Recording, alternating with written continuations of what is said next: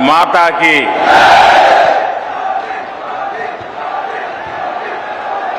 बुंदेलखंड की जहां वेद व्यास की जन्मस्थली और हमारी बाईसा महारानी लक्ष्मीबाई जी की जहां धरती पे हमें बैर बैर बीरा अबे को अवसर मिलो, हमें बहुत ही प्रसन्नता। नमस्कार। उत्तर प्रदेश के लोकप्रिय मुख्यमंत्री योगी आदित्यनाथ जी, यूपी के उप मुख्यमंत्री श्री केशव प्रसाद मौर्य जी, उप मुख्यमंत्री श्री ब्रजेश पाठक जी, केंद्रीय मंत्रिमंडल के मेरे सहयोगी और इसी क्षेत्र के वासी श्री भानु प्रताप सिंह जी, यूपी सरकार के मंत्रीगण, सांसदगण, विधायकगण, अन्य जनप्रतिनिधि और बुंदेलखंड के मेरे प्यारे बहनों और भाइयों, यूपी के लोगों को, बुंदेलखंड के सभी बहनों भाइयों को आधुनिक बुंदेलखंड एक्सप्रेसवे, इसके लिए बहुत बहुत बधाई, बहुत बहुत शुभकामनाएं। ये एक्सप्रेसवे बुंदेलखंड की गौरवशाली परंपरा को समर्पित है। जिस धरती ने अनगिनत शूरवीर पैदा किए, जहां के खून में भारत भक्ति बहती है, जहां के बेटे बेटियों के पराक्रम और परिश्रम ने हमेशा देश का नाम रोशन किया है, उस बुंदेलखंड की धरती को आज एक्सप्रेस वे का ये उपहार देते हुए उत्तर प्रदेश के सांसद के नाते, उत्तर प्रदेश के जनप्रतिनिधि के नाते मुझे विशेष खुशी मिल रही है। भाइयों और बहनों, मैं दशकों से उत्तर प्रदेश आता जाता रहा। यूपी के आशीर्वाद से पिछले 8 साल से देश का प्रधान सेवक के रूप में कार्य करने का आप सबने जिम्मा दिया है। लेकिन मैंने हमेशा देखा था, अगर उत्तर प्रदेश में 2 महत्वपूर्ण चीजें जोड़ दी जाए, उसकी कमी को अगर पूरा कर दिया जाए, तो उत्तर प्रदेश चुनौतियों को चुनौती देने की बहुत बड़ी ताकत के साथ खड़ा हो जाएगा।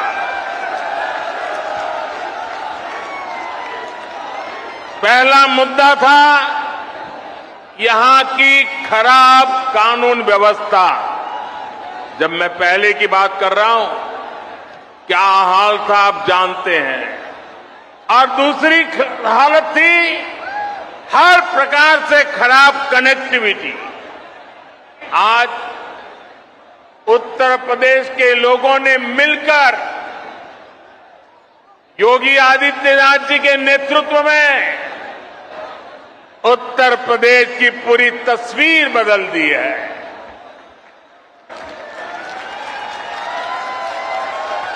योगी जी के नेतृत्व वाली सरकार में कानून व्यवस्था भी सुधरी है और कनेक्टिविटी भी तेज से सुधर रही है।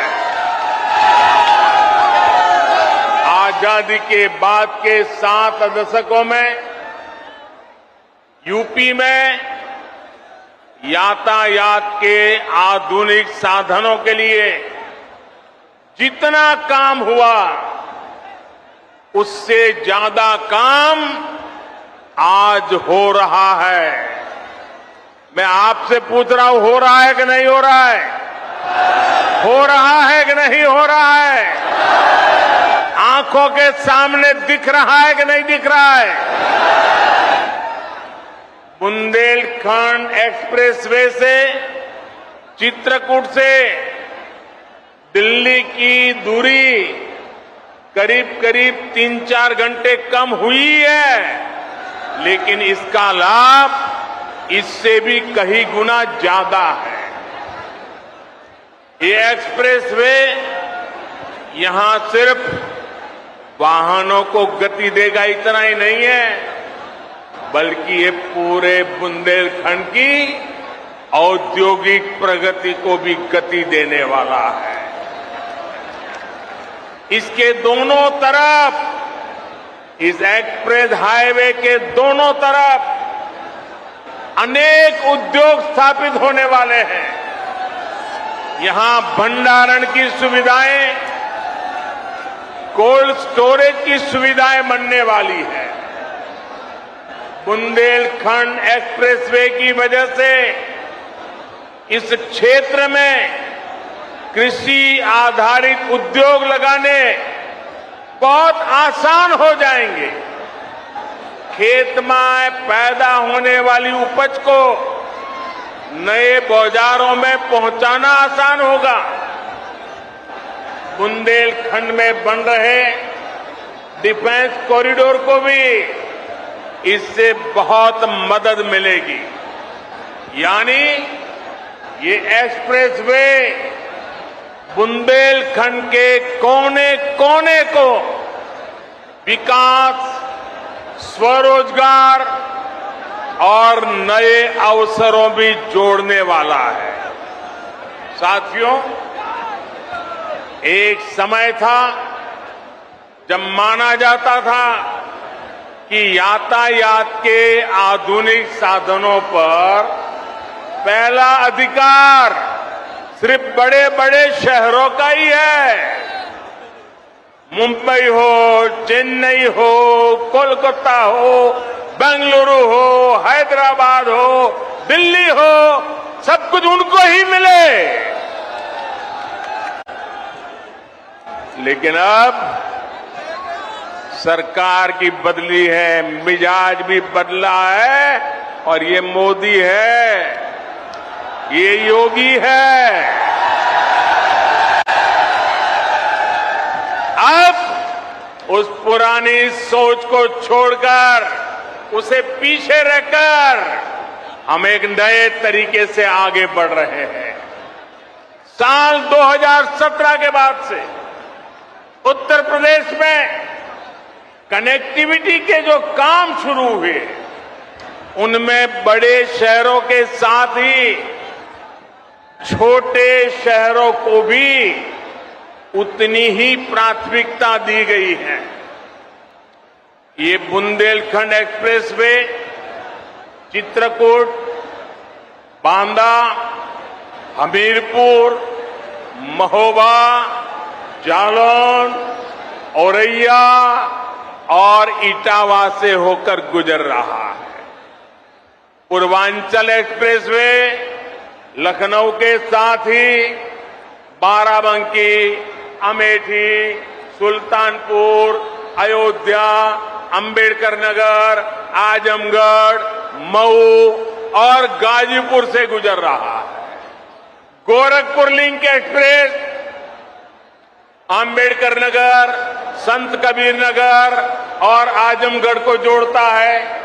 गंगा एक्सप्रेसवे मेरठ, हापुड़, बुलंदशहर, अमरोहा संभल, बदायूं, शाहजहांपुर, हरदोई, उन्नाव, रायबरेली, प्रतापगढ़ और प्रयागराज को जोड़ने का काम करेगा।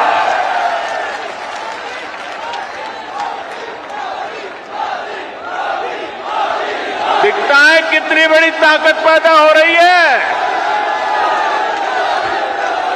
उत्तर प्रदेश का हर कोना नए सपनों को लेकर के, नए संकल्पों को लेकर के अब तेज गति से दौड़ने के लिए तैयार हो चुका है। और यही तो सबका साथ है, सबका विकास है। न कोई पीछे छूटे, सब मिलकर आगे बढ़े। इसी दिशा में डबल इंजन की सरकार लगातार काम कर रही है। यूपी के छोटे छोटे जिले हवाई सेवा से जुड़े, इसके लिए भी तेजी से काम किया जा रहा है।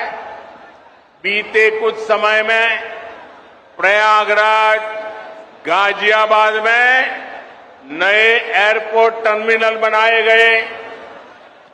कुशीनगर में नए एयरपोर्ट के साथ ही नोएडा के जेवर में एक और इंटरनेशनल एयरपोर्ट पर काम चल रहा है। भविष्य में यूपी के कई और शहरों को वहां भी हवाई रूट से जोड़ने की कोशिश हो रही है। ऐसी सुविधाओं से पर्यटन उद्योग को भी बहुत बल मिलता है। और मैं जब आज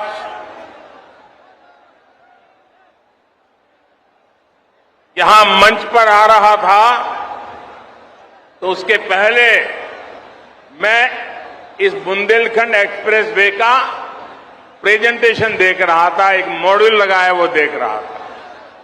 और मैंने देखा कि इस एक्सप्रेस वे के बगल में जो जो स्थान है वहां पर कई सारे किले हैं। सिर्फ झांसी का ही किला है ऐसा नहीं, कई सारे किले हैं।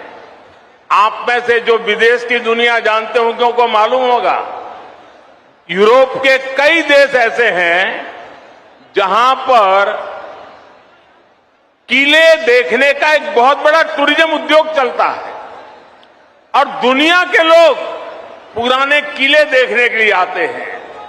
आज बुंदेलखंड एक्सप्रेस वे बनने के बाद मैं योगी जी की सरकार को कहूंगा कि आप भी इन किलों को देखने के लिए एक शानदार टूरिज्म सर्किट बनाइए। दुनिया भर के टूरिस्ट यहां आए और मेरे बुंदेलखंड की ताकत को देखे। इतना ही नहीं, मैं आज योगी जी से आग्रह एक और करूंगा। आप उत्तर प्रदेश के नौजवानों के लिए इस बार जब ठंड की सीजन शुरू हो जाए, मौसम ठंडी का शुरू हो जाए, तो किले चढ़ने की स्पर्धा आयोजित कीजिए और परंपरागत रास्ते से नहीं, कठिन से कठिन रास्ता तय कीजिए और नौजवान को बुलाइए। कौन जल्दी से जल्दी चढ़ता है, कौन किले पर सवार होता है। आप देखना उत्तर प्रदेश के हजारों नौजवान इस स्पर्धा में जुड़ने के लिए आ जाएंगे और उसके कारण बुंदेलखंड में लोग आएंगे, रात को मुकाम करेंगे, कुछ खर्चा करेंगे, रोजी रोटी के लिए बहुत बड़ी ताकत खड़ी हो जाएगी। साथियों, एक एक्सप्रेस में कितने प्रकार के कामों को अवसर का जन्म दे देता है। साथियों, डबल इंजन की सरकार में आज यूपी जिस तरह आधुनिक हो रहा है, ये वाकई अभूतपूर्व है। जिस यूपी में, जरा याद रखना दोस्तों, मैं जो कह रहा हूं याद रखोगे, याद रखोगे। जरा हाथ ऊपर करके बताओ, याद रखोगे? पक्का याद रखोगे? बार बार लोगों को बताओगे? तो याद रखिए, जिस यूपी में सरयू नहर परियोजना का पूरा होने में 40 साल लगे, जिस यूपी में गोरखपुर फर्टिलाइजर प्लांट 30 साल से बंद पड़ा था, जिस यूपी में अर्जुन डैम परियोजना को पूरा होने में 12 साल लगे, जिस यूपी में अमेठी राइफल कारखाना सिर्फ एक बोर्ड लगा करके पड़ा हुआ था, जिस यूपी में रायबरेली रेल कोच फैक्ट्री डिब्बे नहीं बनाती थी, सिर्फ डब्बों का रंग रोगान करके काम चला रही थी, उस यूपी में अब इंफ्रास्ट्रक्चर पर इतनी गंभीरता से काम हो रहा है कि उसने अच्छे अच्छे राज्यों को भी पीछे छोड़ दिया है। दोस्तों, पूरे देश में अब यूपी की पहचान बदल रही है। आपको गर्व होता है कि नहीं होता है? आज यूपी का नाम रोशन हो रहा है, आपको गर्व हो रहा है कि नहीं हो रहा है? आप पूरा हिंदुस्तान यूपी के प्रति बड़े अच्छे भाव से देख रहा है, आपको आनंद हो रहा है कि नहीं हो रहा है? और साथियों, बात सिर्फ हाईवे या एयरवे की नहीं है। शिक्षा का क्षेत्र हो, मैन्युफैक्चरिंग का क्षेत्र हो, खेती किसानी हो, यूपी हर क्षेत्र में आगे बढ़ रहा है। पहले की सरकार के समय यूपी में हर साल, ये भी याद रखना, रखोगे? रखोगे? जरा हाथ ऊपर करके बताओ, रखोगे?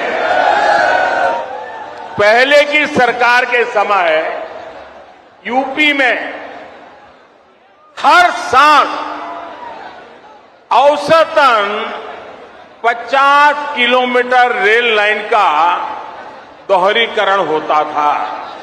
कितना? कितने किलोमीटर? कितने किलोमीटर? 50। पहले, हमारे आने से पहले रेलवे का दोहरीकरण 50 किलोमीटर। मेरे उत्तर प्रदेश के नौजवानों, भविष्य कैसे गढ़ता है देखिए। आज औसतन 200 किलोमीटर का काम हो रहा है। 200 किलोमीटर रोड लाइन का दोहरीकरण हो रहा है। 2014 से पहले यूपी में सिर्फ 11,000 कॉमन सर्विस सेंटर थे। जरा आंकड़ा याद रखिए, कितने? कितने? 11,000। आज यूपी में 1,30,000 से ज्यादा कॉमन सर्विस सेंटर काम कर रहे हैं। यह आंकड़ा याद रखोगे?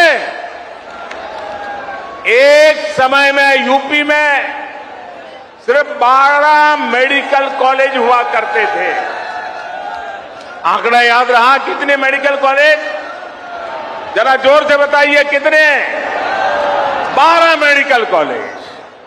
आज यूपी में 35 से ज्यादा मेडिकल कॉलेज है और 14 नए मेडिकल कॉलेज पर काम चल रहा है।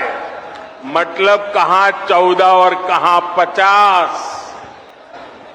भाई और बहनों, विकास की जिस धारा पर आज देश चल रहा है, उसके मूल में 2 प्रमुख पहलू हैं। एक है इरादा और दूसरा है मर्यादा। हम देश के वर्तमान के लिए नई सुविधाएं नहीं गढ़ रहे, बल्कि देश का भविष्य भी गढ़ रहे हैं। पीएम गति शक्ति नेशनल मास्टर प्लान के जरिए हम 21वीं सदी के इंफ्रास्ट्रक्चर के निर्माण में जुटे हैं और साथियों, विकास के लिए हमारा सेवा भाव ऐसा है कि हम समय की मर्यादा को टूटने नहीं देते। हम समय की मर्यादा का पालन कैसे करते हैं, इसके अनगिनत उदाहरण हमारे इसी उत्तर प्रदेश में है। काशी में विश्वनाथ धाम के सुंदरीकरण का काम हमारी सरकार ने शुरू किया और हमारी ही सरकार ने इसे पूरा करके दिखाया। गोरखपुर एम्स का शिलान्यास भी हमारी सरकार ने किया और उसका लोकार्पण भी इसी सरकार में हुआ।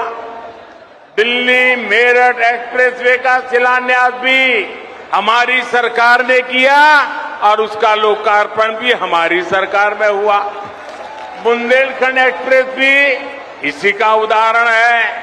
इसका काम अगले साल फरवरी में पूरा होना था, लेकिन ये 7-8 महीने पहले ही सेवा के लिए तैयार है मेरे दोस्तों। और कोरोना की परिस्थितियों के बावजूद कितनी कठिनाइयां हैं, हर परिवार जानता है। इन कठिनाइयों के बीच भी हमने इस काम को समय से पहले पूरा किया है। ऐसे ही काम से हर देशवासी को एहसास होता है कि जिस भावना से उसने अपना वोट दिया, उसका सही मायने में सम्मान हो रहा है, सदुपयोग हो रहा है। मैं इसके लिए योगी जी और उनकी टीम को बधाई देता हूं। साथियों, जब मैं कोई रोड का उद्घाटन करता हूं, कोई अस्पताल का उद्घाटन करता हूं, कोई कारखाने का उद्घाटन करता हूं, तो मेरे दिल में एक ही भाव होता है कि मैं जिन मतदाताओं ने ये सरकार बनाई है, उनको सम्मान देता हूं और देश के सभी मतदाताओं को सुविधा देता हूं। साथियों, आज पूरी दुनिया भारत को बहुत आशा से देख रही है। हम अपनी आजादी के 75 वर्ष का पर्व मना रहा है। अगले 25 वर्षों में भारत जिस ऊंचाई पर होगा, उसका रोड मैप बना रहे हैं। और आज जब मैं बुंदेलखंड की धरती पे आया हूं, झांसी की रानी लक्ष्मीबाई के इलाके में आया हूं, यहां से, इस वीर भूमि से मैं हिंदुस्तान के 6 लाख से भी ज्यादा गांव के लोगों को करबद्ध प्रार्थना करता हूं कि आज जो हम आजादी का पर्व मना रहे हैं, इसके लिए सैकड़ों वर्षों तक हमारे पूर्वजों ने लड़ाई लड़ी है, बलिदान दिए हैं, यातनाएं झेली है। जब 75 वर्ष है, हमारा दायित्व बनता है अभी से योजना बनाए। आने वाला 1 महीना 15 अगस्त तक हर गांव में अनेक कार्यक्रम हो, गांव मिलकर के याद कार्यक्रम करे, आजादी का अमृत महोत्सव बनाने की योजना बनाए, वीरों को याद करे, बलिदानियों को याद करे, स्वातंत्र सेनानियों को याद करे। हर गांव में नया संकल्प लेने का एक वातावरण बने, ये मैं सब देशवासियों को आज इस वीरों की भूमि से प्रार्थना करता हूं।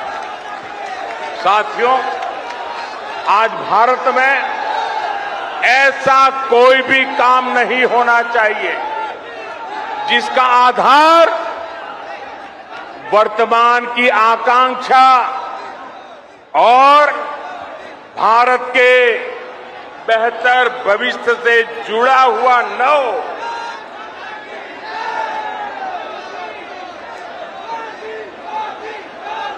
हम कोई भी फैसला लें, कोई भी निर्णय लें, कोई भी नीति बनाए, इसके पीछे सबसे बड़ी सोच यही होनी चाहिए कि इससे देश का विकास और तेज होगा।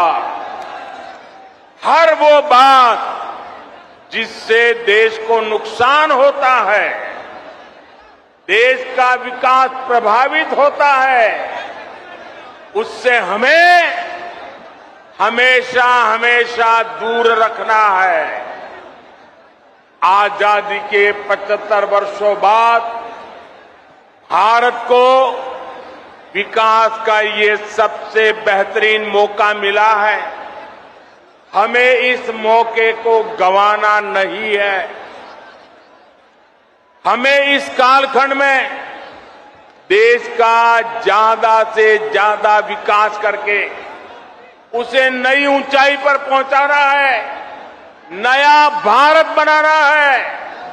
साथियों, नए भारत के सामने एक ऐसी चुनौती भी है जिस पर अगर अभी ध्यान नहीं दिया गया तो भारत के युवाओं का, आज की पीढ़ी का बहुत नुकसान हो सकता है।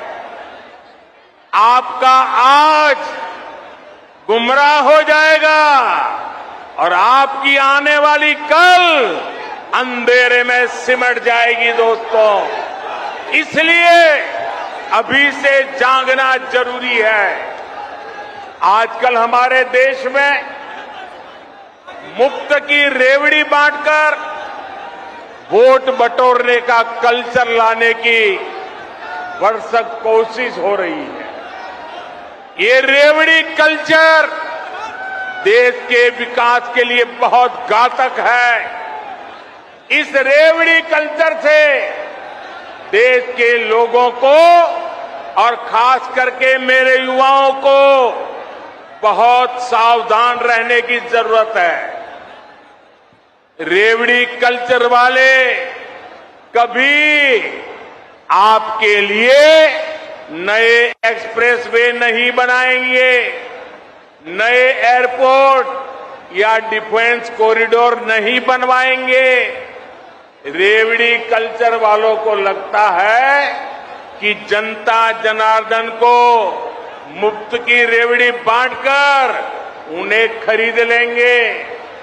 हमें मिलकर उनकी सोच को हराना है। रेवड़ी कल्चर को देश की राजनीति से हटाना है। साथियों, रेवड़ी कल्चर से अलग हम देश में रोड बनाकर, नए रेल रूट बनाकर लोगों की आकांक्षाओं को पूरा करने का काम कर रहे हैं। हम गरीबों के लिए करोड़ों पक्के घर बना रहे हैं। दशकों से अधूरी सिंचाई परियोजनाएं पूरी कर रहे हैं। छोटे बड़े अनेक डैम बना रहे हैं। नए नए बिजली के कारखाने लगवा रहे हैं ताकि गरीब का, किसान का जीवन आसान बने और मेरे देश के नौजवानों का आने वाला भविष्य अंधकार में डूब न जाए। साथियों, इस काम में मेहनत पड़ती है, दिन रात खटना पड़ता है, खुद को जनता की सेवा के लिए समर्पित करना होता है। मुझे खुशी है कि देश में जहां भी हमारी डबल इंजन की सरकार है, वो विकास के लिए इतनी मेहनत कर रही है। डबल इंजन की सरकार मुफ्त की रेवड़ी बांटने का शॉर्टकट नहीं अपना रही, डबल इंजन की सरकार मेहनत करके राज्य के भविष्य को बेहतर बनाने में जुटी है। और साथियों, आज मैं आपको एक और बात भी कहूंगा। देश का संतुलित विकास छोटे शहरों और गांवों में भी आधुनिक सुविधाओं का पहुंचना, ये काम भी एक प्रकार से सच्चे अर्थ में सामाजिक न्याय का काम है। जिस पूर्वी भारत के लोगों को, जिस बुंदेलखंड के लोगों को दशकों तक सुविधाओं से वंचित रखा गया, आज जब वहां आधुनिक इंफ्रास्ट्रक्चर बन रहा है तो ये सामाजिक न्याय भी हो रहा है। यूपी के जिन जिलों को पिछड़ा मानकर उन्हें अपने हाल पर छोड़ दिया गया था, वहां जब विकास हो रहा है तो ये भी एक तरह का सामाजिक न्याय है। गांव-गांव को सड़कों से जोड़ने के लिए तेजी से काम करना, घर-घर तक रसोई गैस का कनेक्शन पहुंचाना, गरीब को पक्के घर की सुविधा देना, घर-घर में शौचालय बनाना, ये सारे काम भी सामाजिक न्याय को ही मजबूत करने वाले कदम है। बुंदेलखंड के लोगों को भी हमारी सरकार के सामाजिक न्याय भरे कार्यों से बहुत लाभ हो रहा है। भाइयों और बहनों, बुंदेलखंड की एक और चुनौती को कम करने के लिए हमारी सरकार निरंतर काम कर रही है। हर घर तक पाइप से पानी पहुंचाने के लिए हम जल जीवन मिशन पर काम कर रहे हैं। इस मिशन के तहत बुंदेलखंड के लाखों परिवारों को पानी का कनेक्शन दिया जा चुका है। इसका बहुत बड़ा लाभ हमारी माताओं, हमारी बहनों को हुआ है। उनके जीवन में मुश्किलें कम हुई है। हम बुंदेलखंड में नदियों के पानी को ज्यादा से ज्यादा लोगों तक पहुंचाने के लिए लगातार प्रयास कर रहे हैं। रतौली बांध परियोजना, भावनी बांध परियोजना और मझगांव चिल्ली स्प्रिंकलर सिंचाई परियोजना ऐसे ही प्रयासों का परिणाम है। केन बेतवा लिंक प्रोजेक्ट के लिए हजारों करोड़ रुपए स्वीकृत किए जा चुके हैं। इससे बुंदेलखंड के बहुत बड़े हिस्से का जीवन बदलने वाला है। साथियों, मेरा बुंदेलखंड के साथियों से एक और आग्रह भी है। आजादी के 75 वर्ष के अवसर पर देश के अमृत सरोवरों के निर्माण का संकल्प लिया है।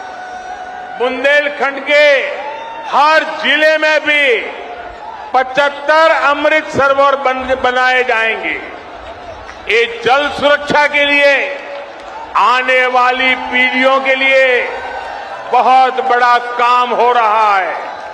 मैं आज आप सभी से कहूंगा, इस नेक काम में मदद के लिए ज्यादा से ज्यादा संख्या में आगे आए। अमृत सरोवर के लिए गांव-गांव कार सेवा का अभियान चलना चाहिए। भाइयों और बहनों, बुंदेलखंड के विकास में बहुत बड़ी ताकत यहां के कुटीर उद्योगों की भी है। आत्मनिर्भर भारत के लिए हमारी सरकार द्वारा इस कुटीर परंपरा पर भी बल दिया जा रहा है। मेक इन इंडिया भारत की इसी कुटीर परंपरा से सशक्त होने वाला है। छोटे प्रयासों से कैसे बड़ा प्रभाव पड़ रहा है, इसका एक उदाहरण मैं आज आपको भी और देशवासियों को देना चाहता हूं। साथियों, भारत हर साल करोड़ों रुपए के खिलौने दुनिया के दूसरे देशों से मंगाता रहा है। अब बताइए, छोटे छोटे बच्चों के लिए छोटे छोटे खिलौने ये भी बाहर से लाए जाते थे, जबकि भारत में खिलौने बनाना तो पारिवारिक और पारंपरिक उद्योग रहा, पारिवारिक व्यवसाय रहा है। उसे देखते हुए मैंने भारत में खिलौना उद्योग को नए सिरे से काम करने का आग्रह किया। लोगों से भी भारतीय खिलौनों को खरीदने की अपील की थी। इतने कम समय में सरकार के स्तर पर जो काम करने जरूरी था वो भी हमने किया। इन सब का नतीजा ये निकला कि आज और हर हिंदुस्तानी को गर्व होगा, मेरे देश के लोग सच्ची बात को कैसे दिल से ले लेते हैं, इसका ये उदाहरण है। इस सब का नतीजा ये निकला कि आज विदेश से आने वाले खिलौनों की संख्या बहुत बड़ी मात्रा में कम हो गई है। मैं देशवासियों का आभार व्यक्त करता हूं। इतना ही नहीं, भारत से अब बड़ी संख्या में खिलौने विदेश में जाने लगे। इसका लाभ किसे मिला है? खिलौने बनाने वाले हमारे ज्यादातर साथी गरीब परिवार है, दलित परिवार है, पिछड़े परिवार है, आदिवासी परिवार है। हमारी महिलाएं खिलौने बनाने के काम में जुड़ी रहती है। इस उद्योग से हमारे इन सब लोगों को लाभ हुआ है। झांसी, चित्रकूट, बुंदेलखंड में तो खिलौनों की बड़ी समृद्ध परंपरा रही है। इन्हें भी डबल इंजन की सरकार द्वारा प्रोत्साहित किया जा रहा है। साथियों, शूरवीरों की धरती बुंदेलखंड के वीरों ने खेल के मैदान पर भी विजय पताका फहराई है। देश के सबसे बड़े खेल सम्मान का नाम अब बुंदेलखंड के सपूत मेजर ध्यानचंद के नाम पर ही है। ध्यानचंद जी ने जिस मेरठ में काफी समय गुजारा था, वहां पर उनके नाम से एक स्पोर्ट्स यूनिवर्सिटी भी बनाई जा रही है। कुछ समय पहले हमारी झांसी की ही एक बिटिया शैली सिंह ने भी कमाल करके दिखाया। हमारे ही बुंदेलखंड की बेटी शैली सिंह ने लंबी कूद में नए नए रिकॉर्ड बनाने वाली शैली थी। पिछले साल अंडर 20 वर्ल्ड एथलेटिक चैंपियनशिप में सिल्वर मेडल भी जीता है। बुंदेलखंड ऐसी युवा प्रतिभाओं से भरा हुआ है। यहां के युवाओं को आगे बढ़ने का खूब अवसर मिले, यहां से पलायन रुके, यहां आधुनिक इंफ्रास्ट्रक्चर बने, इसी दिशा में हमारी सरकार काम कर रही है। यूपी ऐसे ही सुशासन की नई पहचान को मजबूत करता रहे, इसी कामना के साथ आप सभी को बुंदेलखंड एक्सप्रेस के लिए फिर से बहुत बहुत बधाई। और फिर से याद कराता हूं, 15 अगस्त तक पूरा महीना हिंदुस्तान के हर घर में, हर गांव में आजादी का महोत्सव मनना चाहिए, शानदार मनना चाहिए। आप सबको बहुत शुभकामनाएं, बहुत बहुत धन्यवाद। पूरी ताकत से बोलिए भारत माता की, भारत माता की, भारत माता की। बहुत बहुत धन्यवाद। इंडिया टीवी हर वक्त हर जगह डाउनलोड करने के लिए सर्च करें India TV news Google play store या ऐप स्टोर पर।